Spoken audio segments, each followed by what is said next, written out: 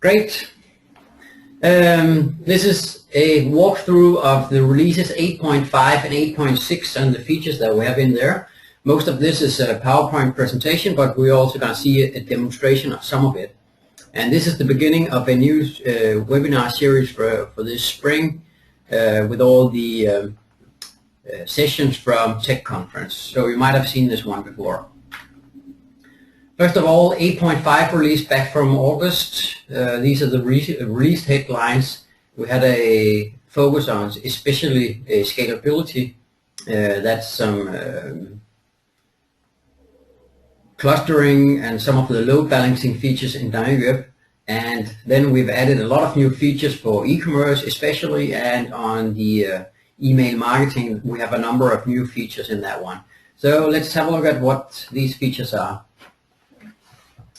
In email marketing we've added a couple of new concepts. One of the concepts is we now have a user context, meaning that we can add modules that would put content on an email that is related to that user that we're sending out the email to. And we can use this to create, for example, vouchers or show an order context. If a user have placed an order before, we can render an order, the previous order on the email, and we can do stuff like that is related to the user itself. And also we've added a lot of new rules to the smart searches, so now you can do some more specific things on smart searches, see if users responded on links or bought some things or did some specific actions on the website. Also, we added email personalization, which is using some of these features. So now you can use smart searches to drive or to find users with a specific purchase history, and then you can target some content against these users and personalize based on their behavior. So basically, we'll just go and have a look at how this works in the administration. So we'll switch to a Dynamicweb solution. As we can see here, I have a regular solution with a front end like any other, and on this website I've created a newsletter which is basically consisting of a number of information. First of all, I have some regular welcome text. Then I have two product catalogs published here, one with mountain bikes and one with road bikes. These are just publishing regular products. And then I have here a voucher module, which is one of these new context modules that are available that looks at the user that we send out an email to and give them a voucher related to that user. And we have some regular text. So, and I wanted to send this out to all my previous customers and give them a voucher so they can get a discount. But also one of the things that I want to do is I don't want to show mountain bikes to users that are not interested in mountain bikes, and I don't want to show road bikes to people that doesn't have that interest. And for that purpose, I'm going to switch to the user management. And this is where I have all my customers, and that happens to be me. And what I'm going to do is take make a search on these users' purchase history. So if we take a look at one of these users, I can see all the previous orders in here, and I have an old order here, including some specific products. Let's have a look at the order itself. So I bought this one. This is a mountain bike, and I want to use this information to select some users from my user database to send out things and to personalize against. So what I did here is I created a smart search for all users that has a purchase history of buying a mountain bike. And this is very simple. Search all users who bought a product from the group mountain bikes and is also a customer. And I do the same with the road bike in here. Say I want to find all users that bought a road bike at some point and is in the customers. So that will give me two lists and the two different users. Now I can use these information or these searches to personalize the content on my newsletter. So I'm sending out this newsletter to all the users in Dynamicweb, or in my customer base. Let's have a look at the email in backend. I have the campaign here. saying I'm sending it out to all the customers. I have 2 users in that one, and they all receive the same newsletter. Now I want to personalize against it, the users, and the way I do that is on this page where I have the paragraph. On the marketing tab, I have something called email personalization. On this one, I can set up the segmentation on which users should see what. And what I do is I add segments, and a segment is basically a smart search, the one I defined up here. So I can add a new segment or smart search up here to personalize against. I'm going to remove this one. So now I say these paragraphs will be shown to, this one will be shown to all users, and the same with the other 2. The rest of the paragraphs will be shown not by default, but if I bought a mountain bike, I'll see the mountain bike paragraph. If I bought a road bike, I'll see the road bike section. And if I bought any of either one, I'm going to get a voucher. So if I'm a user in the customer group with a purchase history of buying a mountain bike or road bike, I'll get one of these paragraphs and a voucher. Otherwise, I'll not get any of these paragraphs. If I bought both a mountain bike and a road bike, I'll see all of it at the same time. So, and we can have a look at how this looks in the browser. So this is how the email newsletter will look like if I didn't buy anything. Now I can say if I bought a mountain bike, this is how the email will look. We'll just have to wait it for updating. Yeah, there it goes. Then I get the mountain bikes and I get the discounts. If I, on the other hand, bought a road bike but not a mountain bike, I'll see the road bikes. And if I bought both, I'll see both paragraphs and still only just one discount code down here. So all these combinations will be put together by email marketing when sending out the emails. So that's the current concept of personalization. And this is the voucher code. We forgot to take a look at that one. But basically we can see that the voucher code that will run down here, it is unique to the users. So this one is not static in any way. It's being pulled out of the system and attached to the user that we're sending out this one. So this one is unique and can only be used once if that's how I set it up. And let's have a look at some of the other things happening on e-commerce. First of all, we have added a new concept called assortments. And assortment is a selection of products that is only displayed to some, when a user logs in, he is limited in what products he can see. So basically what I do is I create an assortment and I add what products and what groups should be part of this assortment.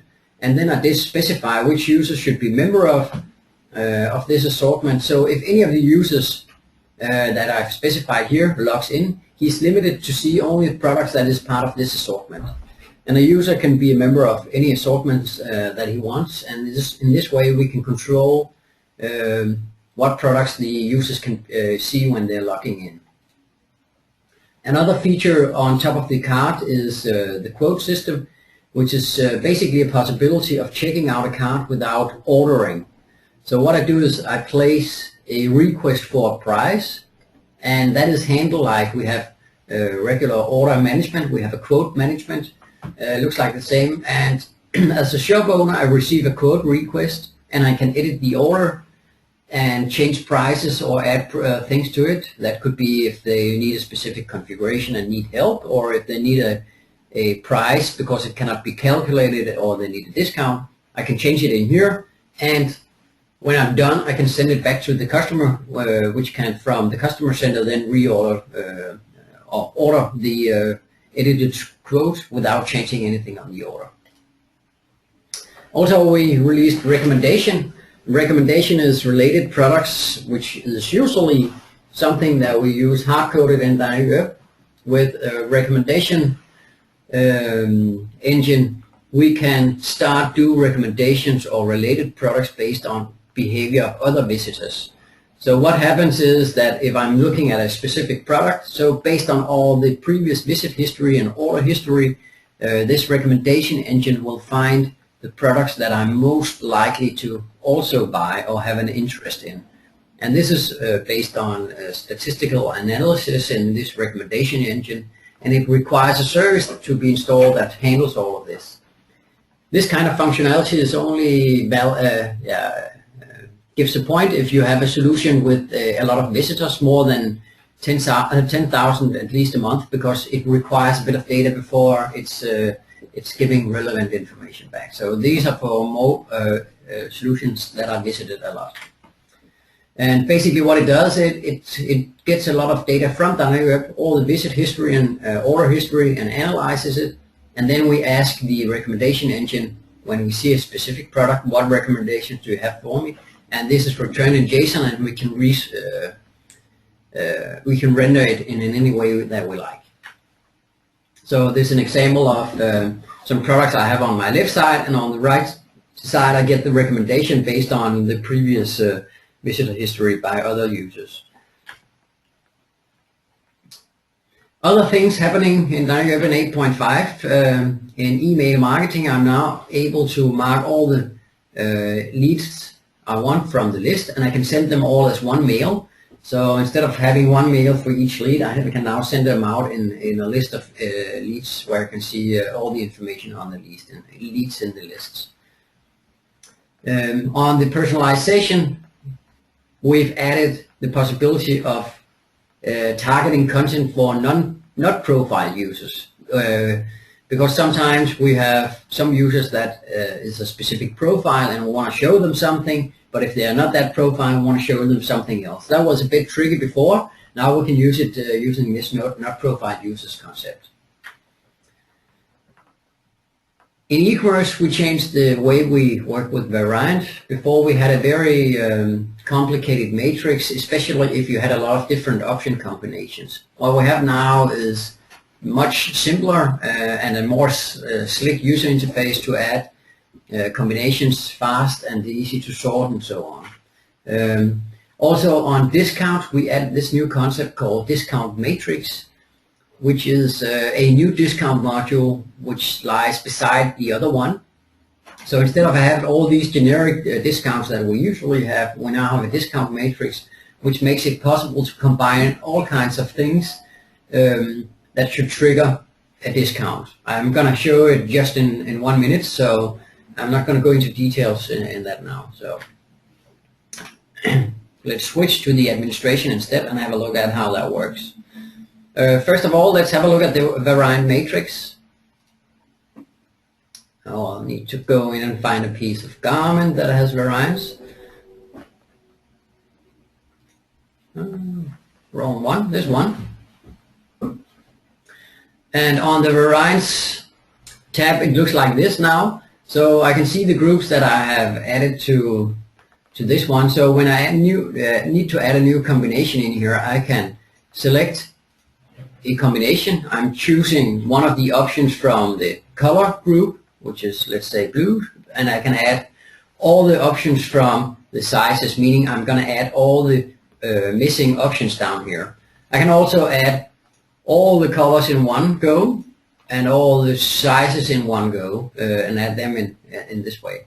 Another new thing that has come up is large, medium, and small. I want to create an extra small. I can now do that directly from the user interface. Before I had to go into the administration and management center to do that, so that's a tiny change, but makes it way easier to work with variants. And I also have the possibility of sorting these lists based on the options which has been wanted from a lot of users. I just need to see, I think we have, sorry I haven't seen my question pane.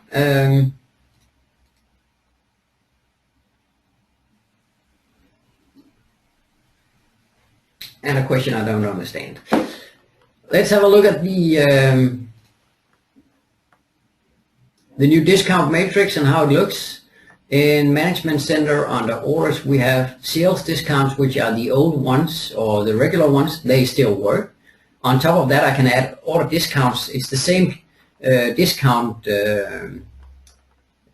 concept below it, all the calculation methods. It's just instead of adding creating a specific discount implementation, this one is a more generic way of handling discounts. So what I can do here is I can create a discount that based on one or several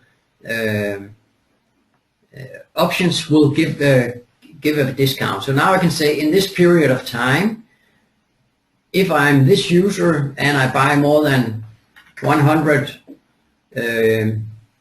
of the currency and I'm buying a specific product from that group, and I'm having it delivered to Denmark, and I have a voucher of something coming from this campaign, I'm gonna get 10% discount. This is a very complicated discount, but what it shows is I can combine a lot of different scenarios in one discount and add it to the rule set before a discount is applied. And I can target discounts against specific users and groups.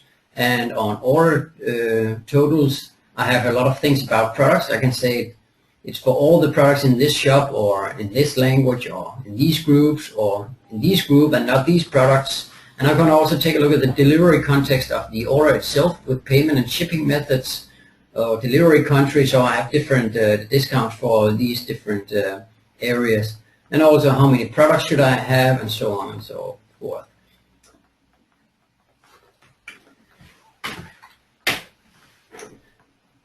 Taking a look at some other things that we've added is statistics on users. So I can see I have a user here. So if I go into user management and find a user that is known to my system, I can now go and click on the visits button up here, and I get a list of all his previous visits, and I can click on the details and get all the information on this visitor. What pages did he see, what products did he see, and so on.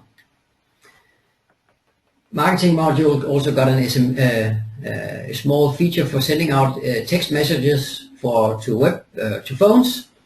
So now I can say to all my users in a specific user group or something, I can send them out a text message, and this is done using an email to SMS gateway, and I can also make some very simple personalization using their names in the message.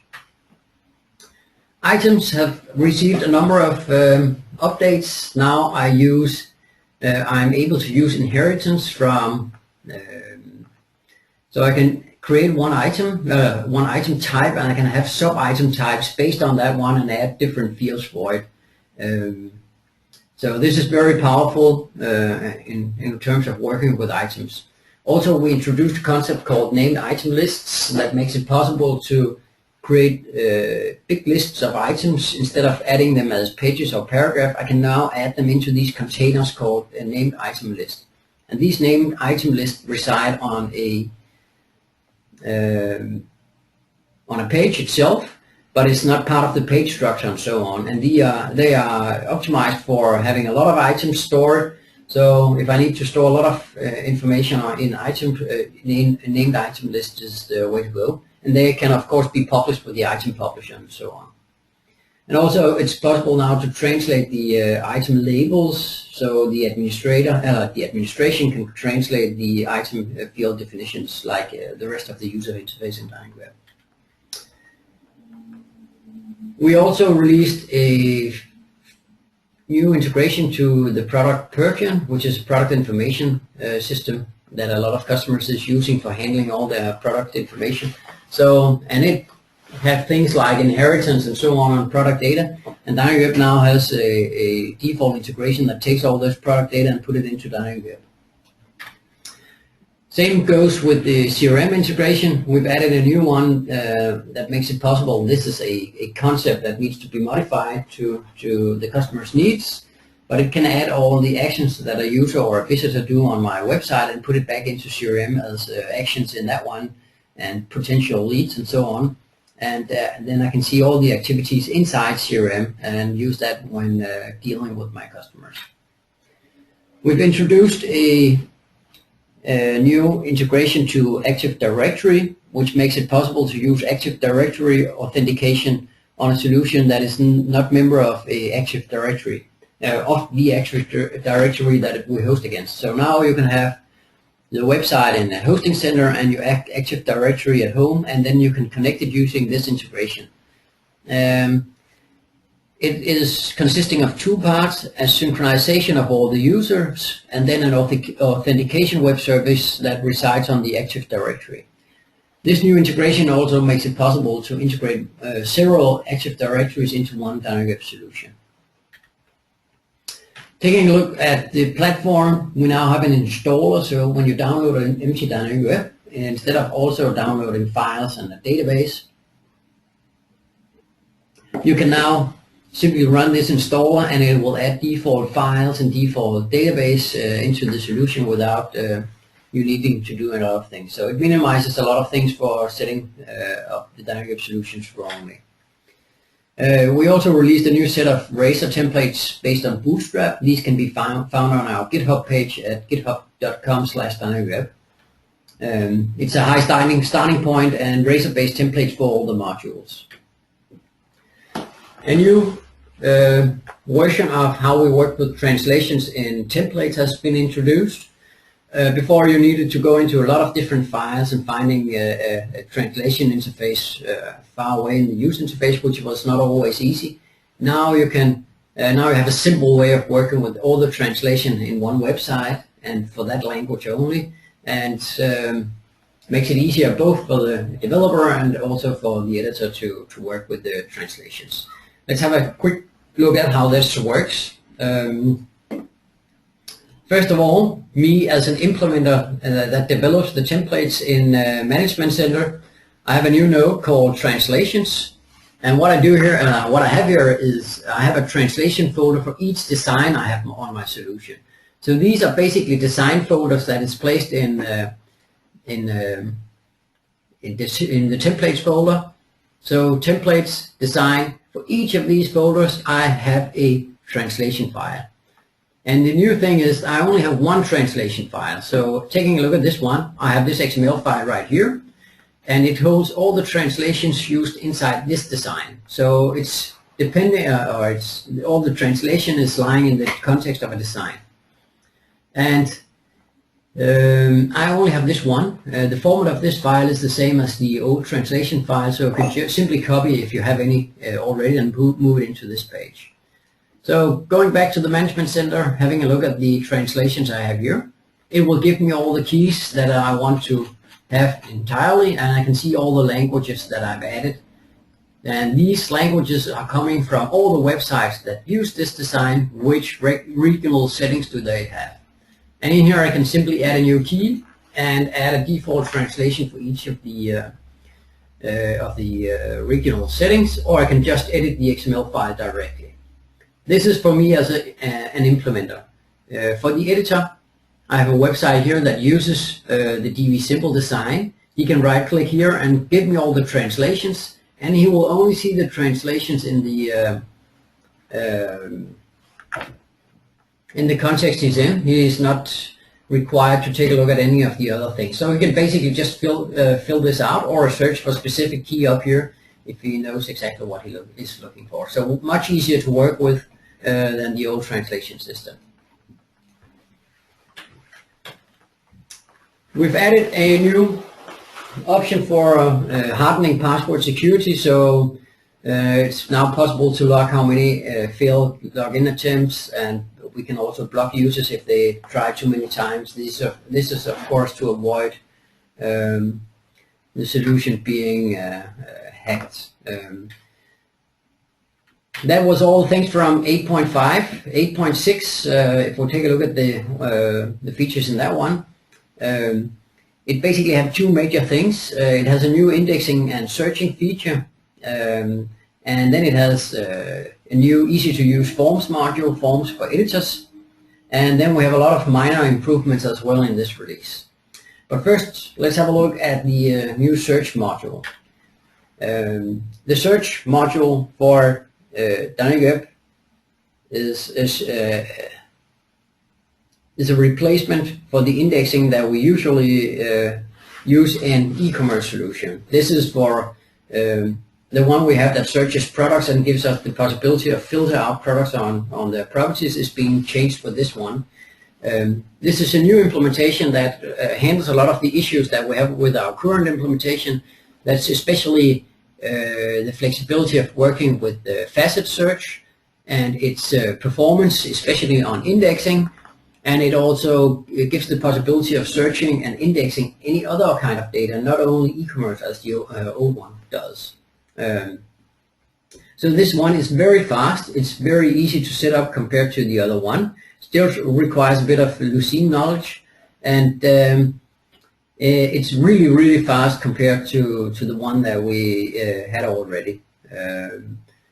And it's more configurable in many ways, and it's of course extendable, so you can do your own filters and so on if the ones that we provide is not enough.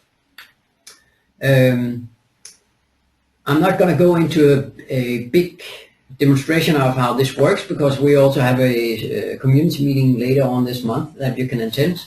But the concept of this one is that you can create one or more indexes on the solution, and on top of an index you can create one or more queries or searches, which is similar to the way that we work with smart searches. And these searches can be published onto my website. On top of a search, I can create a facet or a number of facets. So instead of searching just for a free text, I can say I want all the red variants, or I want all the bikes that have 23-inch wheels and so on. So faceted search, as you would know from most e-commerce sites. Just implementing in a new way compared to what we have. It's much more powerful than what you've seen before. On the e-commerce part, loyalty points is a new feature. So now it's possible to set up a lot of rules for how to earn points as a user on my system. So if I buy things, I can earn my points. That's one element of loyalty points feature. Another element is I can buy things in the shop using the points that I have on record on my user.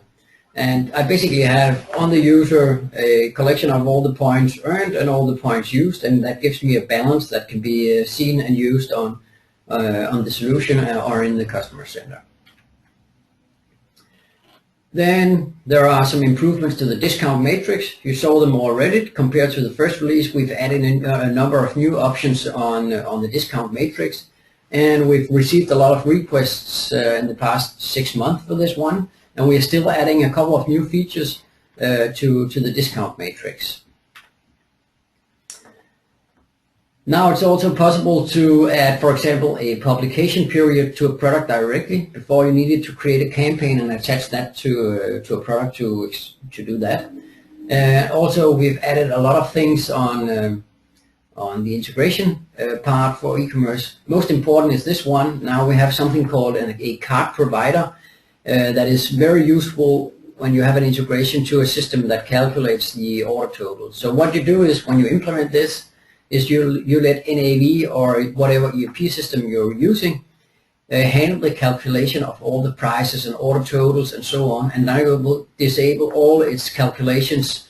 So we'll not calculate fees or order lines or totals or VAT or anything. Simply leave it to NAV or AX or whatever, because they know exactly what to do. In email online marketing center, we've added a couple of new things. There's an improved IP tool, so you now get more information, and we also get, if a user is logged in, we can now see who it is. We can see if they bought something, and we can click directly on these icons to see what they had in cart or what they purchased or placed as an order. In email marketing, we now have the possibility of seeing some new things on how many orders they place and what is the order total, and e-commerce related things that we couldn't see before. It's also now possible to create a text version of an email. Instead of just sending out an HTML, you can send a text alternative along with the HTML emails. And also all the improvements that you saw on smart searches earlier, some of them are we've added a couple of new ones for 8.6, so it's possible to search for some more specific e-commerce history on the user. More extensions to items. It's now possible to use display rules, so this makes it possible to hide parts of the item creation process based on value in some of the fields. So if I have a checkbox and set it, I can show some number of other fields or hide them. Also, as a more important thing, it's now possible to use an other item type as an item field. So this field is called address, and that's basically another item type called address that is expanding to a lot of other fields. And this way, it's possible to reuse different items throughout the systems, and makes it more generic and easy to work with when setting it up. Then we've introduced a new Forms module with Dynamicweb 8.6. It's called Forms for Editors. And Forms for Editors is a module that replaces the really old Forms module, which is still used a lot. And the reason it's still used a lot is because editors can use it. We also have Forms for Data Lists, which can do a lot of things. It has templates and it's extendable and so on. The problem with that one is that editors doesn't have a hard time setting up the forms. So this new Forms for Editors module is trying to handle both those problems. So it needs to be easy for editors to work with as one part, and it also needs to be very flexible in terms of setting it up for the developers of the other one. So this one is template based. It has added a couple of new features to it as well. It's now Bootstrap and HTML5 compatible, so it supports prepends and appends and placeholder attributes, required steps, and so on. You also have the possibility of seeing some statistics and download all the data submitted, and controlling how many times the forms must be submitted, and a lot of new features on the Forms module itself. Also, it's going to be added with an validation engine and a display engine, so you can have rules for which fields to show when they're filled out and so on. So we're going to see a lot of new things in 8.7 on the Forms module, but this is all already available and you can use it. We made some password enhancements. We've added a new encryption method that is more safe than MD5. MD5 is not considered safe anymore. So this is why we've introduced this new one, so make sure to enable that one. It should be pretty seamless to do it, but you might have some custom code that relies on MD5 encryption. So switch to this one if you haven't done already. So another minor but important features is on order confirmation mails. It's now possible to add attachments, so you can have terms attached as a PDF, for instance. And now it's using the trash bin. It's possible to restore pages and give them back the original ID they had in the tree, so all the links to a page is not broken and so on. This only works on SQL Server-based solutions. And on items, we now have a geolocator field that will give you longitude and latitude, and being able to look things up in Google Maps. And you can use that to do map-related item publishing. On the integration part, we've made a change in the NAV integration, so we now support multiple NAV companies and integrate them into the same solution in Dynamicweb. And if you have a company for the Danish market and one for the Swedish market, before it was a bit difficult to integrate both of these two companies or account from NAV into the same Dynamicweb solution. We've changed the integration framework to support this, which is very powerful in these situations. We've made an improvement on marketing integration, so you have the possibility of getting visitor behavior first in lead management and export it into to the Dynamics CRM or any other CRM. What we've done is a generic integration and made a specific implementation on top of the CRM in Microsoft. The integration framework also received a lot of minor adjustments, so you can add parameters when we run an integration service, or you can do partial sync of users, databases, instead of dumping and importing all of the users all in one time. And the new assortments module has now been added to the integration framework, so that is supported in the data format that's going back and forward. We've made some changes in some places on how we talk to database, adding more security and more performance on SQL requests, and now you have a possibility of debugging a bit better on what happens.